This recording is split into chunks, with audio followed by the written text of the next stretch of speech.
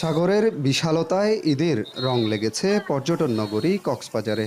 সকাল থেকেই সৈকতের বালুকা বেলায় যেন তিল ধারণের ঠাঁই নেই। নোনা জলের স্পর্শে ক্লান্তি ভুলে বাঁধ ভাঙা উল্লাসে মেতেছেন সব বয়সী মানুষ। তপ্ত রোদ ও নোনা বাতাসের ঝাপটা কিছুই দমাতে পারছে না পর্যটকদের এই উচ্ছ্বাসকে।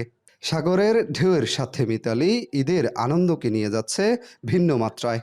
খুবই ভালো লাগছে। আসলে এখানে একটা নৈসর্গিক সৌন্দর্য কাজ করছে। আজকে কক্সবাজার আসছে এনজয় করার জন্য। খুব ভালো পজিশন, আইন শৃঙ্খলা বাহিনী খুব খুব ডিসিপ্লিন আছে। ভালো লাগছে।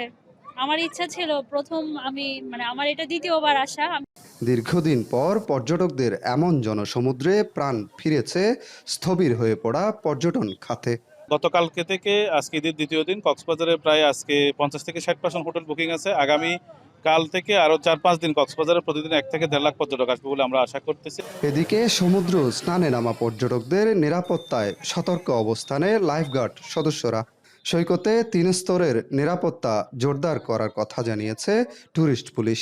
ঈদ উপলক্ষে প্রায় 3 স্তরের নিরাপত্তা ব্যবস্থা নেওয়া হয়েছে। আমাদের প্রায় কলাতলি বিচ, সুগন্ধা বিচ এবং লাবণী বিচে 3টা টিম আছেন, তারা কাজ করছে বিচে।